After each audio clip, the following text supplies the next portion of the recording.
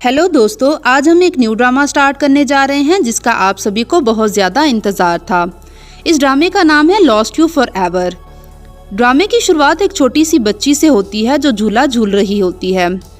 पास में ही इसकी grand mother और इसका बड़ा भाई बैठा होता है।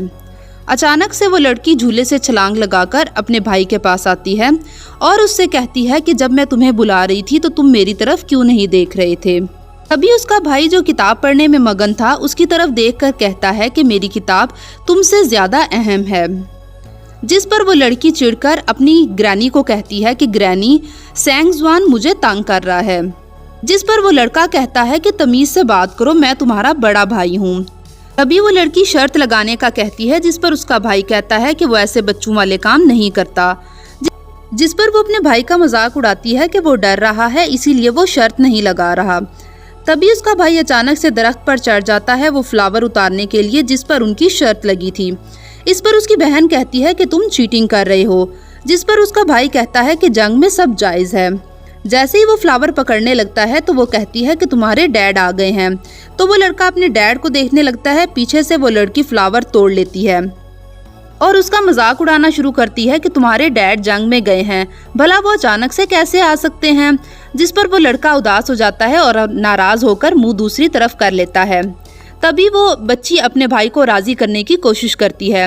इसको राजी करने के लिए वो अपना 9 टेल्ड फॉक्स का फुर उसको देती है जिस पर वो इसे माफ कर देता है। मगर जब वो देखता है कि उसकी बहन की नज़र उसी फुर की तरफ ही है तो वो इसको वापस कर देता है। जिस पर वो लड़की अपने भाई को गले लगाती है और कहती है कि मेरा भाई दुनिया का सबसे अच्छा भाई है।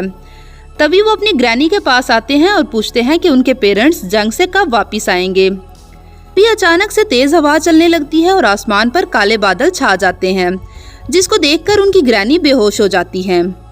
नेक्स्ट सीन में दिखाया जाता है कि सैंग ज़ुआन के डैड के फ्यूनरल पर काफी सारे लोग इकट्ठे होते हैं मगर सैंग ज़ुआन की मॉम अभी तक वहां नहीं पहुंची होती और सभी लोग उनका इंतजार कर रहे होते हैं। तभी एक आदमी किंग से कहता है कि टॉम को बंद करने का वक्त आ गया है। जिस पर बादशाह टॉम को सील करने का हुक्म जारी करता है। जिस पर सैंग ज़ुआन कहता है कि ग्रैंडपा, ये मेरे डैड का फ्यूनरल है तो जब तक मेरी मॉम नहीं आ जाती तब तक टॉम को सील नहीं किया जाएगा। जिस पर इसका 9th अंकल गुस्से से कहता है कि तुम्हारी हिम्मत कैसे हुई किंग्स के ऑर्डर को ना मानने की। तभी सैंग ज़ुआन अपने अंकल को कहता है कि ये मेरे डैड का फ्यूनरल है, अगर यहाँ मैं नहीं बोल सकता तो आपको किसने हक दिया है कि आप बोलें। जिस पर इसके अंकल को बहुत ज्यादा गुस्सा आता है और वो कुछ कहने ही वाला होता है कि पीछे से सैंग ज़ुआन की मॉम आ जाती हैं और उसको गुस्से से बुलाती हैं। तो सब लोग पीछे मुड़कर देखते हैं जहां से सैंग ज़ुआन की मॉम रेड ड्रेस में आ जाती है। तभी इसकी मॉम इसके अंकल को मुखातिब करते हुए कहती है कि एक प्रिंस होते हुए तुमने अपने फायदे के लिए जितने भी लेटर्स आए थे उनको अपने पास रोके रखा, जिसकी वजह से सोल्जर्स हमारी मदद के लिए ना पहुंच पाए और हम जंग में हार गए, जिसकी वजह से मेरा शौहर मारा गया और 6000 सिपाही कत्ल हो गए। जिस पर सैंग ज़ुआन का अंकल मक्कारी से कहता है कि डैड, मेरी भाभी अभी मेरे भाई के मरने के दुख में है, इसलिए इन्हें कुछ समझ नहीं आ रहा कि वो क्या बोल रही हैं। आप प्लीज इनकी बातों का बुरा ना मनाएं। जिस पर किंग कुछ गार्ड्स को हुक्म देता है कि चैंगपू, जो कि सैंग ज़ुआन की मॉम है, अपने शौहर के मरने के दुख की वजह से कंफ्यूज है, इसलिए वो गार्ड से कहता है कि इनको यहाँ से ले जाओ। तभी सैंग ज़ुआन की मॉम गुस्से से कहती है कि मैं पागल नहीं हुई बल्कि मैं बिल्कुल होश में हूँ, मगर मैं ज़ाइयन याइपेंग को माफ नहीं कर सकती जिसने अपने फायदे के लिए मिलिट्री इंफॉर्मेशन को छुपाया। और इसी के साथ ही वो गुस्से से याइपेंग की तरफ बढ़ती है और इसको मार डालती है। जिस पर सब लोग हैरानी से चैंगपू को देखते हैं। तभी एम्परर गुस्से से चैंगपू को जेल में डालने का हुक्म सुनाता है। तभी चैंगपू की सिस्टर घुटनों के बल गिरकर किंग से इनको माफ करने का कहती है। जैसे ही सोल्जर्स चैंगपू को गिरफ्तार करने लगते हैं तो सैंग ज़ुआन और उसकी बहन सामने आ जाते हैं। तभी सैंग ज़ुआन गुस्से से कहता है कि मेरे 9th अंकल की वजह से मेरे डैड की मौत हो गई, मेरी मॉम उसका बदला लेना चाहती हैं, तो आप उनको क्यों गिरफ्तार कर रहे हैं, और इन सिपाहियों को पीछे करने लगता है। तभी सैंग ज़ुआन की मॉम सैंग ज़ुआन का चेहरा अपने हाथों में लेती है और रोकर उससे कहती है कि मैं तुम्हें बड़े होते देखना चाहती हूँ, मगर क्या करूँ, मुझे तुम्हारे डैड की याद बहुत सता रही है। जिस दिन तुम्हें किसी से प्यार होगा उस दिन तुम्हें मेरी ये बात ज़रूर समझ आ जाएगी। और तभी वो अपने सर पर लगा रेड फ्लावर अपने बेटे को देती है और कहती है कि जब तुम किसी लड़की को पसंद करो तो ये फ्लावर उसी को दे देना। और कहती है कि मैं तुम्हारे डैड के पास जा रही हूँ, और तभी वो अपने आप को मार डालती है। सैंगजुन और इसकी बहन रो रो कर उनको बुला रहे होते हैं।